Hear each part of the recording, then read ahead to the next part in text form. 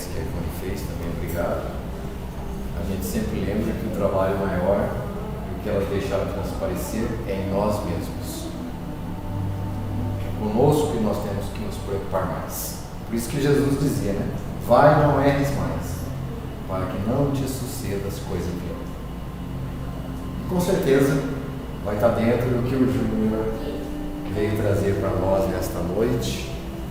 O Júnior, que é o atual vice-presidente da Sociedade Espírita Allan Kardec, e que, na oportunidade, vai nos falar hoje sobre deixar partir, saber ficar. Por favor.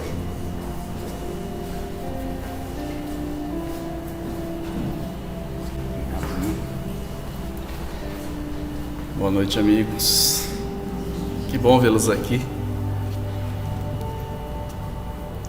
Espero corresponder às expectativas diante de um tema sensível a todos nós, porque vamos falar um pouquinho sobre despedidas, sobre encontros, e diante dessas reflexões entendermos por que a doutrina é tão consoladora. E assim a gente começa dizendo que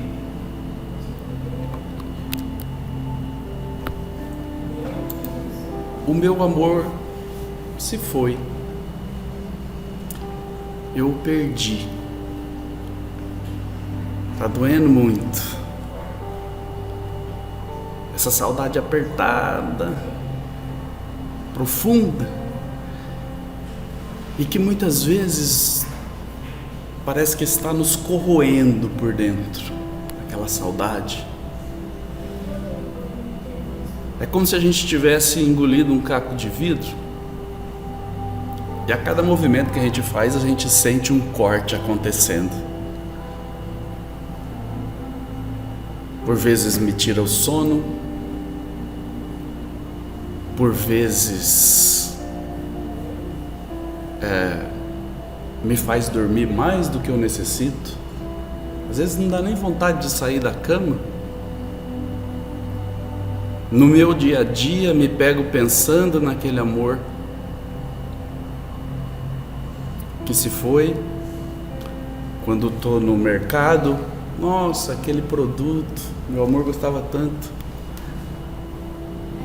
Quando estamos em deslocamento, nossa, a gente fazia sempre esse mesmo trajeto juntos.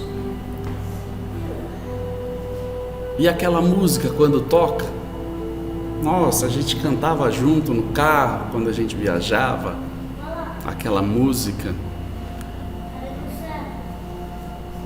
E é na comida. Meu amor fazia um prato que ninguém fazia igual. Eu nunca mais comi um outro prato daquele. Ou ele adorava tanto, ele ou ela, determinada comida, adorava o que eu fazia.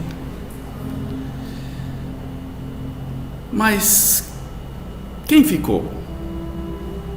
Quem partiu?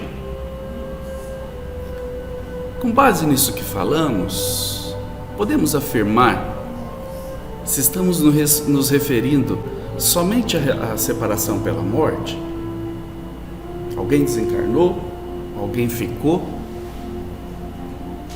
ou será que esse texto se refere a dois encarnados que se separaram? Ou ainda,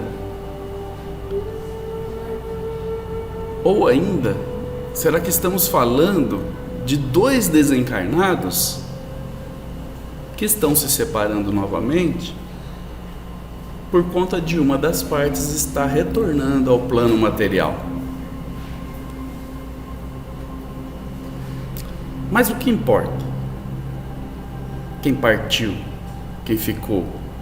O que importa é a minha dor. É essa dor que eu estou sentindo, me machucar todos os dias. E não acho justo eu passar por tamanha dor, não mereço isso, meu Deus. Quantas saudades eu sinto. E aí, para aumentar um pouquinho a saudade, Em 1973, vem um tal de Tim Maia e canta assim: nem sei por que você se foi, quantas saudades eu senti, e de tristezas vou viver, e aquele adeus não pude dar. Você marcou a minha vida, viveu, morreu na minha história. Chego a ter medo do futuro e da solidão que em minha porta bate. Ei, Tim Maia. Mas aí, anos mais tarde, um outro cantor vem e nos alerta. Em 1979, Milton Nascimento canta assim: mas quem cantava chorou ao ver seu amigo partir. Mas quem ficou no pensamento voou, com seu canto que o outro lembrou. E quem voou no pensamento ficou, com a lembrança que o outro cantou. Júnior, mas eu protesto novamente. O que importa é a dor que eu estou sentindo, essa saudade que me machuca todos os dias. Não acho justo eu passar por isso. Meu Deus, quanta dor, quanta saudade. Pois bem, antes mesmo desses dois cantores maravilhosos da nossa música popular brasileira trazerem para nós essas belas canções, em 1863, Samson, ou Samson, aí o meu francês está meio arranhado, ex-membro da Sociedade Espírita de Paris, nos deixou um texto para nos fazer refletir sobre isso.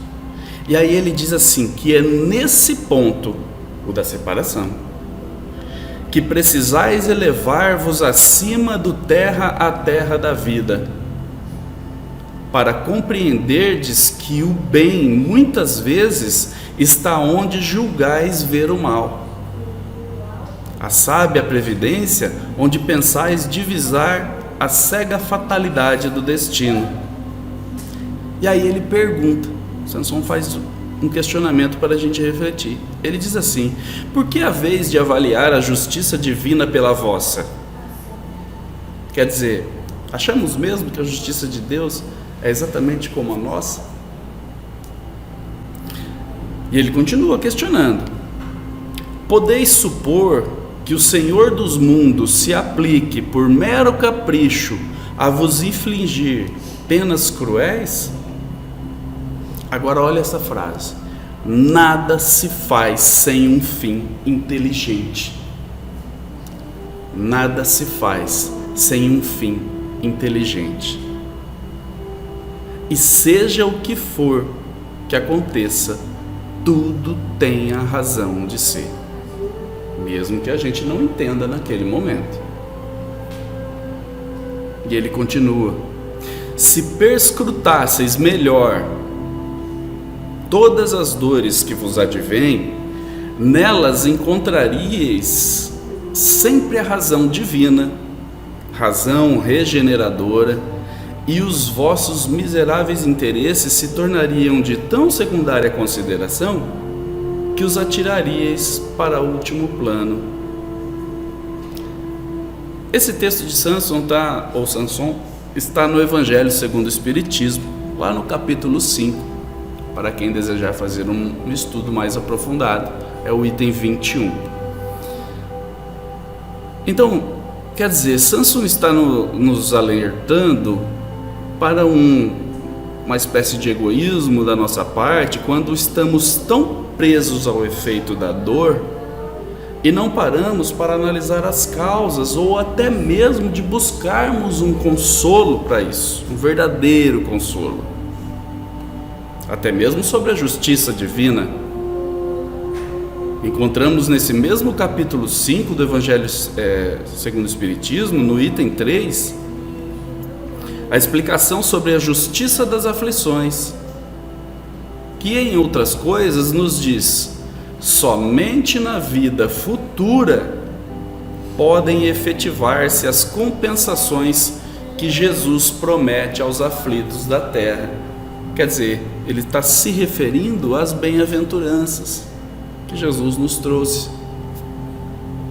Assim devemos nos perguntar: estamos sabendo deixar partir? Estamos sabendo ficar? Ou o contrário, estamos agora do outro lado, estamos sabendo partir? Estamos sabendo deixar ficar? Não quero parecer insensível, cada um sabe de sua dor, obviamente, e nós temos de vivê-la, faz parte do nosso aprendizado, do nosso amadurecimento, mas também temos de superá-la, ou ao menos amenizá-la. E Cristo nos trouxe os ensinamentos para isso. Então, nesse momento, nós voltaremos as nossas reflexões para a elevação do nosso pensamento. Como assim, Júnior? Na primeira frase do texto de Samson, que lemos agora há pouco, havia uma recomendação. Eu vou repetir para relembrarmos. Quando ele diz assim: é nesse ponto, ou seja, o ponto da separação, que precisais elevar-vos acima do terra a terra da vida. Então quer dizer, precisamos imediatamente olhar as situações para além dessa vida, pois que ela não é a única. Se ficarmos olhando para somente essa existência, fatalmente e facilmente nós questionaremos a justiça divina, o que já nos levaria para um novo erro. Então, assim, vamos olhar especificamente para essa dor da perda de entes amados, momentos obviamente tão difíceis de superar, aquele vazio, aquela sensação de impotência, uma saudade absurda e que muitas vezes nos faz ficar presos nessa situação, pois não queremos de forma alguma nos separar, daquele ente tão amado. Eu vou explicar nesse momento a inspiração que nos baseou a construção dessas reflexões de hoje. Não sei se vocês já assistiram um filme chamado A Morte e Vida de Charlie. Charlie era um jovem velejador. O que eu vou ler aqui, eu vou falar, é a sinopse, não é um spoiler, tá? Charlie era um jovem universitário, velejador, tinha um futuro promissor pela frente, muito adorado pela mãe e pelo irmãozinho. Ele tinha um irmãozinho chamado Sam. Até que acontece e Sam e Charlie viviam juntos, faziam tudo junto, inclusive velejar. Até que acontece um terrível acidente e o irmãozinho Sam desencarna naquele acidente. E junto com o irmãozinho, os sonhos de Charlie vão junto, por água abaixo. Porém, a ligação entre os dois era tão forte que eles fizeram um combinado, mesmo após a desencarnação do Sam. Todos os dias, ao final da tarde, eles combinaram de se encontrar num canto de uma floresta lá. E aí Charlie abandonou os seus projetos, porque todos os dias ele tinha aquele compromisso de se encontrar com o irmãozinho. E ali eles conversavam, refletiam, brincavam. Então a gente nota questões mediúnicas nesse filme, muito bacana, vale a pena assistir. Mas aí acontece uma coisa: uma ex-colega de Charlie reaparece. Era uma colega de infância que reapareceu e obrigou Charlie a tomar uma difícil decisão: permanecer preso ao passado ou deixar que o amor lhe mostre o futuro. Ou seja, deixar partir. saber ficar. Por vezes questionamos, mas por que aquela pessoa, né, tão cheia de vida, de esperanças do futuro? Mas aí o próprio Samson traz alguns questionamentos ainda sobre isso para nos fazer refletir, porque quando a gente pensa assim, poxa, aquela pessoa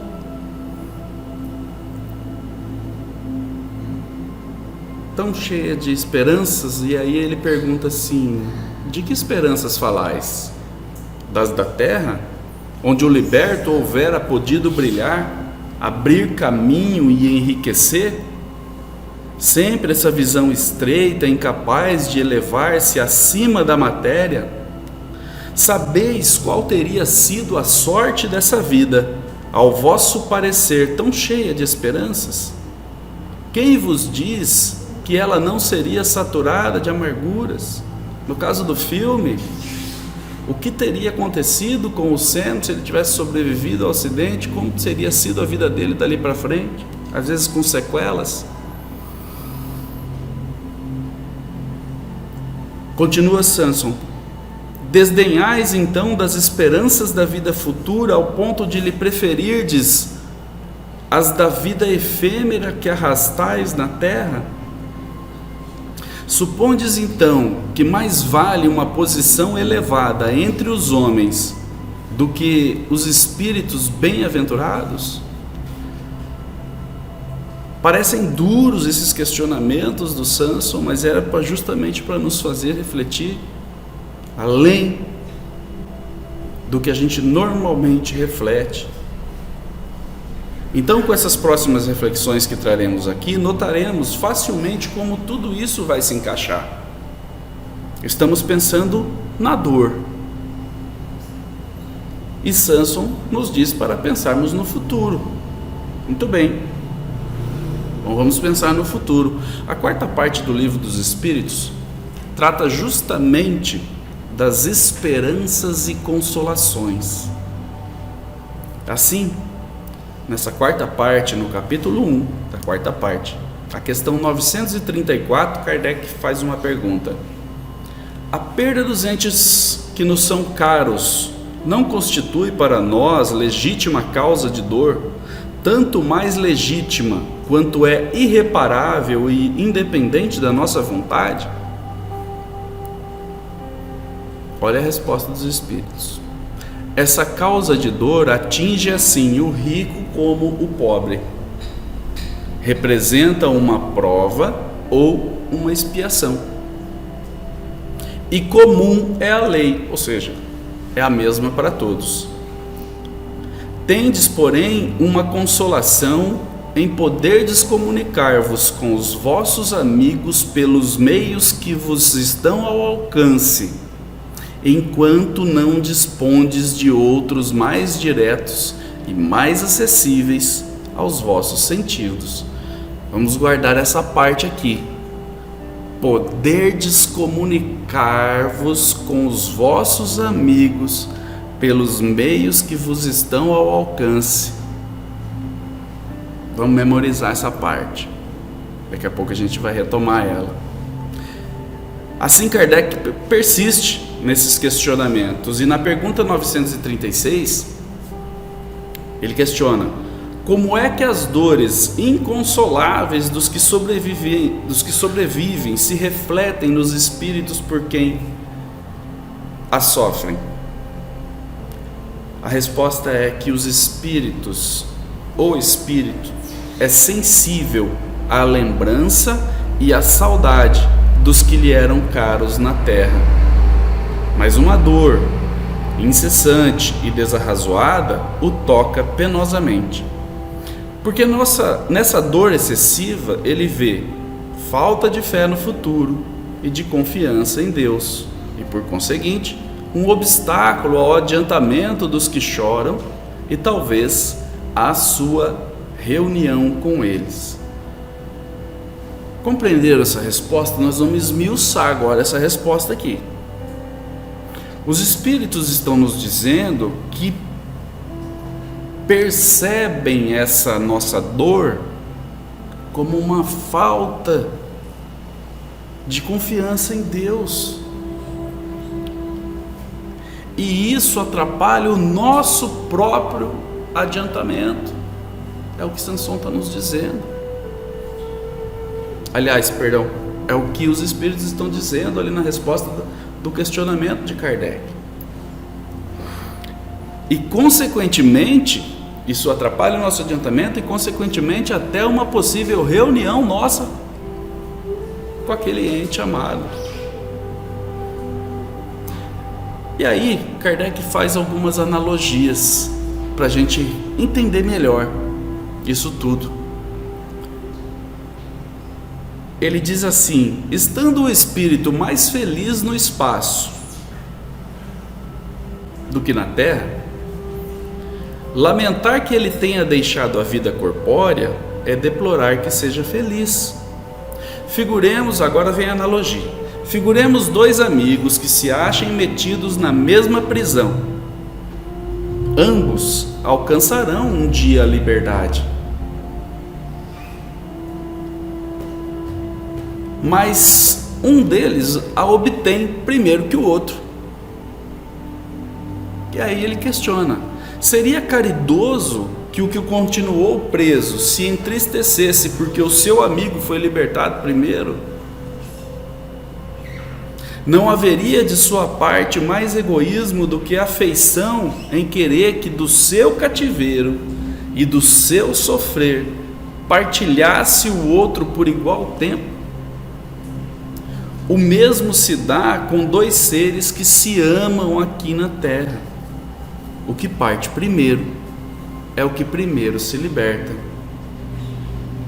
E só nos cabe felicitá-lo, aguardando com paciência o momento em que a nosso turno também o seremos.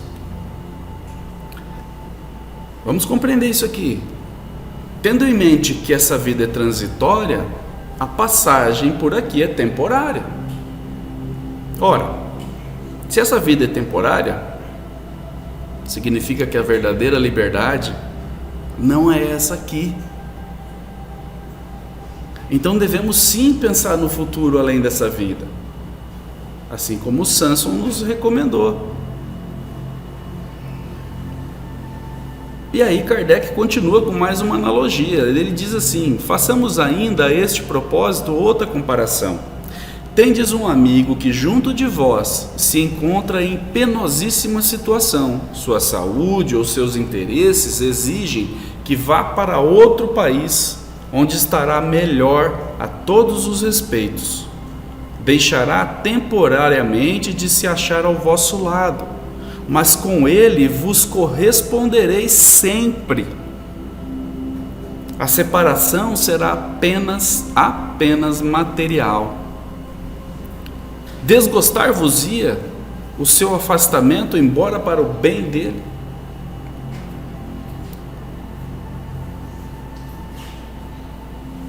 Imagine, por exemplo, filhos que vão sair em intercâmbio, vão para um outro lado do mundo, vão conhecer outras culturas, vão aprender, e aquilo é para o bem do filho.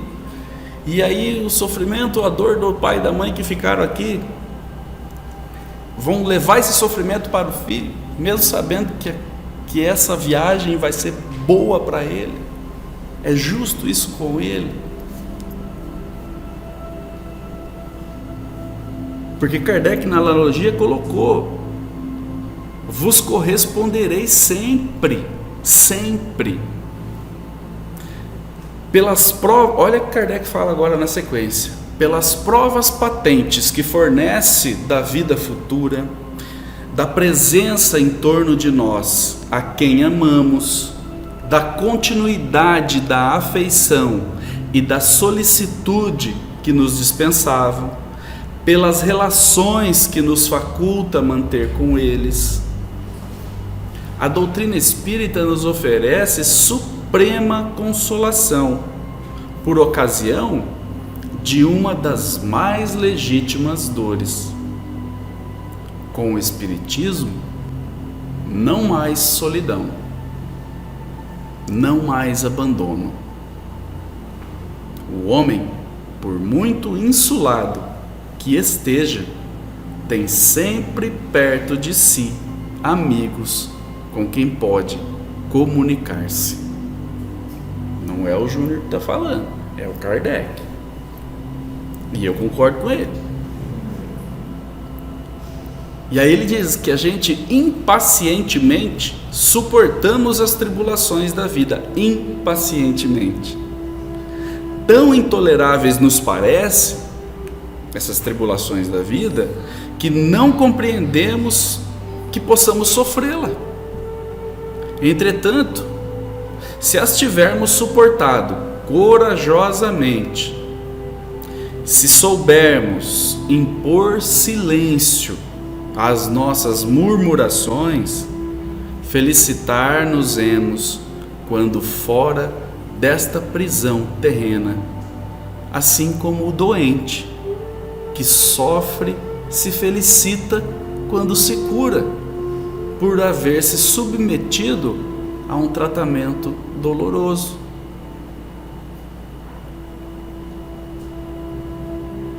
E aí eu vou trazer para vocês um exemplo real, da vida real, que eu ouvi de uma amiga, um testemunho. Uma amiga me relatou, após alguns anos já que sua mãe, acho que já até contei nos estudos isso, após alguns anos que sua mãe havia desencarnado, ela ainda chorava muito, sofria muito com a ausência da mãe. Até que a mãe fez um comunicado com ela, através de um sonho. Ela sonhou com a mãe. E olha o que a mãe disse. Mãe sendo mãe.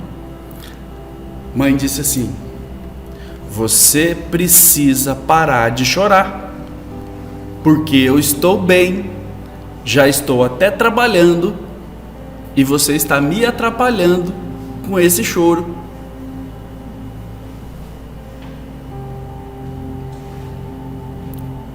Ó, chega a arrepiar. Com esse exemplo da vida real, podemos retomar a pergunta que Kardec fez anteriormente lida, a questão 936.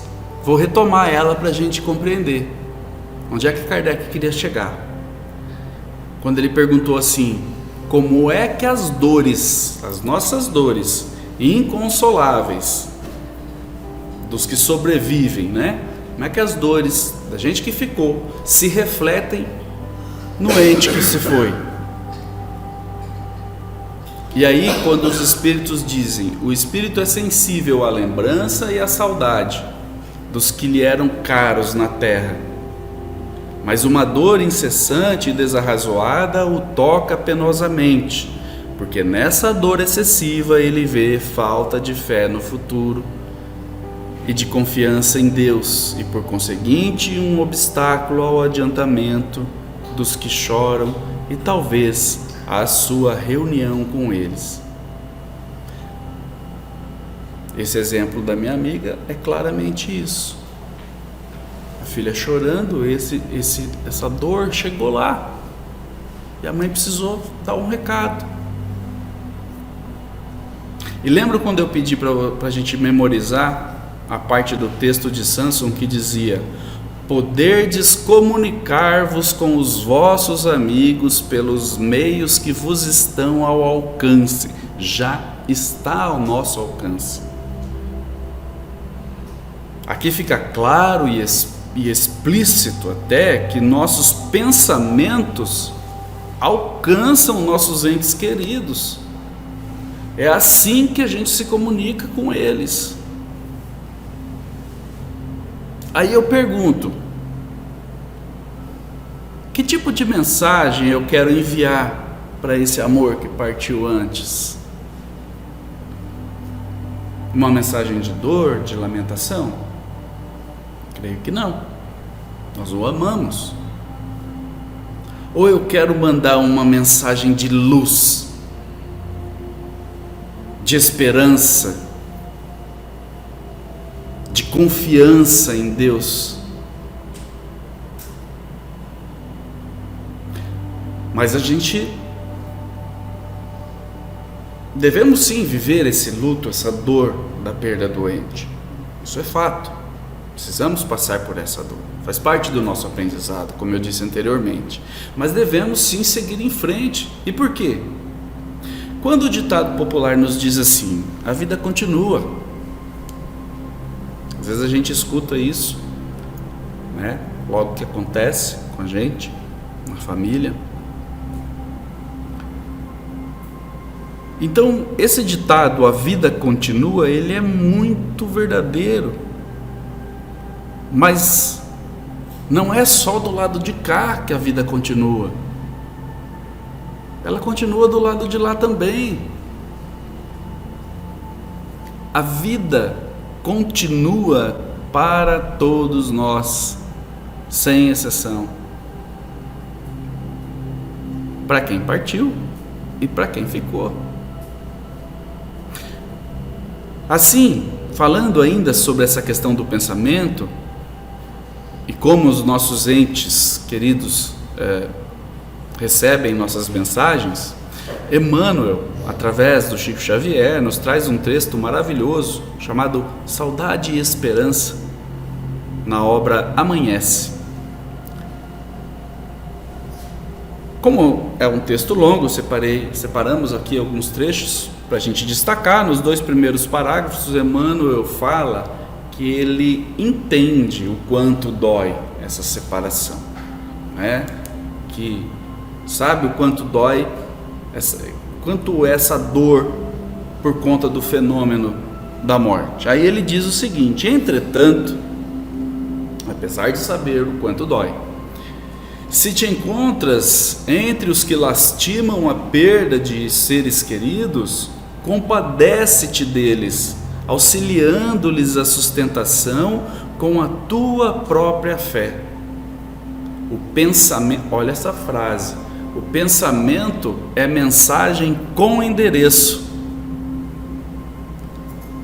E a tua saudade, quando entretecida de angústia e pranto, é uma projeção de sombra e sofrimento que lhes arremessas em rosto, conturbando-lhes os corações ou obscurecendo-lhes o caminho. A gente lembra do exemplo que eu trouxe da minha amiga. Vejam que aqui Emmanuel confirma a resposta dos espíritos dada a Kardec na questão 936, quando diz que os espíritos são sensíveis à nossa saudade, a essa lembrança. Sobretudo, continua Emmanuel, não te revoltes contra a divina providência, como se estivesses provocando a perpetuidade da tua dor. A desencarnação, sem complexos de culpa, é o melhor que pode acontecer a todos aqueles que partem no rumo de vivências novas na vida espiritual. Na sequência, Emmanuel traz algumas reflexões em conformidade com os questionamentos feitos por Sanson quando eu li. Quando ele questiona, por exemplo, diante do nosso sofrimento, se sabemos porventura como teria sido a vida daquele ente se não tivesse desencarnado, como teria sido a sequência da vida se tivesse ficado. Vejam, Emmanuel diz o seguinte: esse companheiro deixou, ele vem trazendo exemplos, esse companheiro deixou o corpo depois de perigoso acidente circulatório para não ser algemado à paralisia por longos meses. Aquele se desvencilhou do envoltório material, ou seja, do corpo, no curso de grave enfermidade, forrando-se à aprovação de contrair perturbações mentais irreversíveis. Outro, daqui para frente ele vai tratar de um ponto bem especial. Outro libertou-se da experiência humana no instante áureo da juventude, por haver encerrado o ciclo de resgates determinados, de modo a promover-se nas esferas de elevação, e outros ainda se desvinculam da veste física ante o alvorecer da existência, na condição de crianças, que por força do próprio passado nos princípios de causa e efeito, terminam processos de luta reparadora em que se acham em curso, ou que se achavam em cursos, muitas vezes conduzidos de um plano para outro, a fim de trocarem um corpo doente por outro mais habilitado à execução das tarefas evolutivas que lhes cabe sustentar.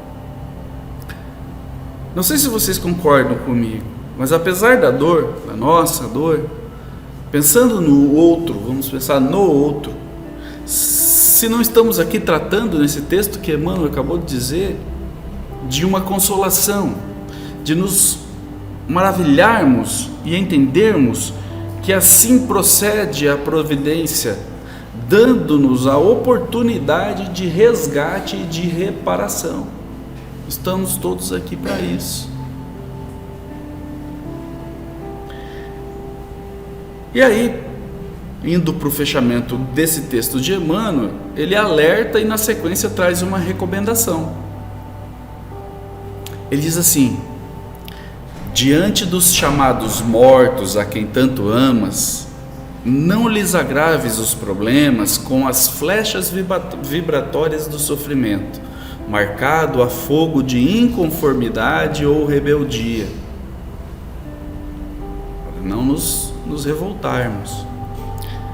Padecendo embora o vazio na própria alma, que é essa dor que a gente sente, esse vazio, ilumina a saudade com as preces da esperança e envia-lhes reconforto e encorajamento, amparo e consolação. Isso só depende de nós.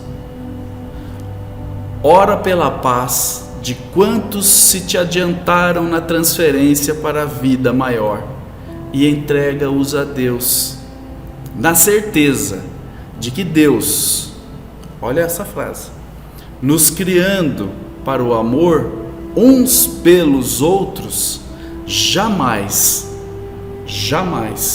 nos separaria os corações para sempre.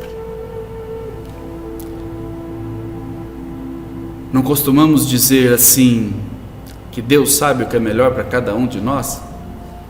Não é uma frase que todo mundo fala o tempo todo? Não costumamos dizer assim, que o tempo certo é o tempo de Deus? Essa é uma frase comum na boca de todo mundo. Então o que a gente precisa fazer? Aprender a viver isso que a gente fala, a praticar isso em nossas vidas, e não somente deixar que isso seja uma fala da boca para fora. É o que Emmanuel está nos dizendo nesse texto dele. Voltando ao Evangelho segundo o Espiritismo, já que aprendemos aqui que os nossos pensamentos alcançam os nossos entes queridos, vamos buscar instruções para elevarmos os nossos pensamentos na direção deles. Vamos aprender a fazer isso. No Evangelho segundo o Espiritismo nos ensina. Inclusive, lá no capítulo 28 do Evangelho segundo o Espiritismo, nos traz uma coletânea de preces das mais diversas e para as mais diversas situações. Inclusive, traz para aqueles que já não são mais da terra. E nesse tópico específico, prece por alguém que acaba de morrer, eu não vou ler a prece, mas vou ler o prefácio, porque a explicação para nós diz assim: as preces pelos espíritos que acabam de deixar a terra não objetivam unicamente dar-lhes um testemunho de simpatia. Não é só isso. Também tem por efeito auxiliar-lhes o desprendimento e, desse modo, abreviar-lhes a perturbação que sempre se segue à separação, tornando-lhes mais calmo o despertar. Então o que o Evangelho segundo o Espiritismo está nos ensinando aqui? Que há um período de perturbação para aquele que acabou de deixar de desencarnar. E que a nossa oração vai auxiliar ele nesse período. Aí continua: ainda aí, porém, como em qualquer outra circunstância, a eficácia está na sinceridade do pensamento, e não na quantidade de palavras que se profiram mais ou menos pomposamente, em que a miúde, ou seja, nos detalhes, nenhuma parte toma o coração. As preces que deste, ou seja, de nós, se elevam, ressoam em torno do espírito, cujas ideias ainda estão confusas, como as vozes amigas que nos fazem despertar do sono. Então, claramente, como as nossas preces podem auxiliar, e é para isso que a gente tem que usá-las. Então, na sequência desse texto vem a prece. Dessa forma, amigos, temos lá no Evangelho segundo o Espiritismo uma fonte riquíssima para aprendermos a orar, a refletir e assim transmitirmos bons pensamentos. Meus queridos amigos, a vida continua. E a essa frase podemos ligar a passagem relatada por Lucas no capítulo 9, versículos 59 e 60, quando Jesus disse a outro: segue-me. E o outro respondeu: Senhor, consente que primeiro eu vá enterrar meu pai?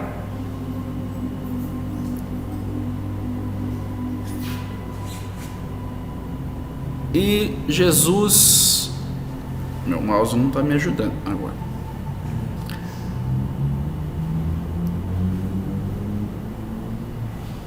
Espera aí, pessoal. Aqui.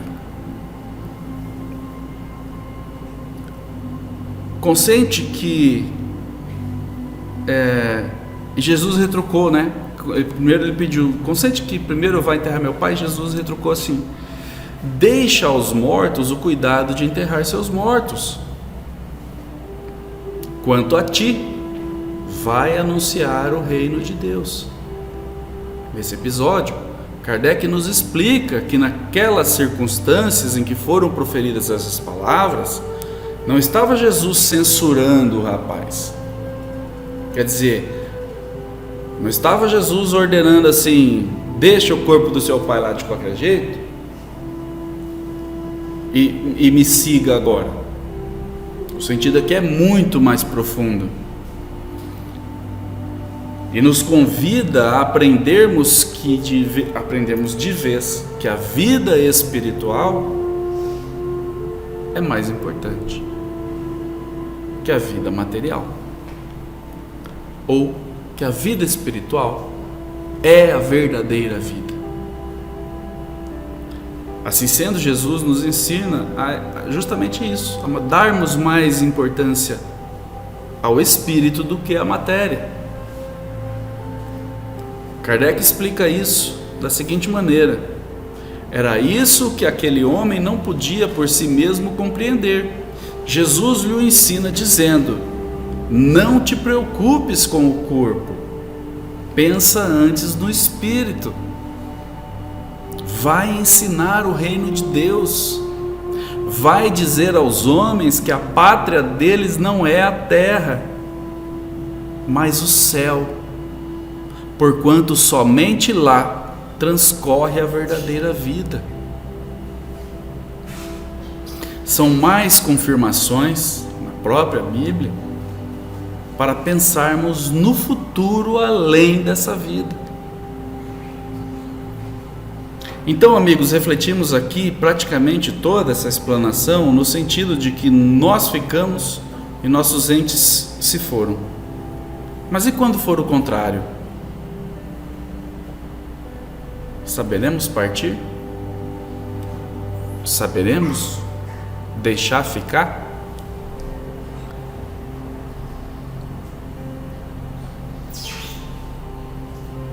Todas as lições tratadas aqui servem para ambas as situações.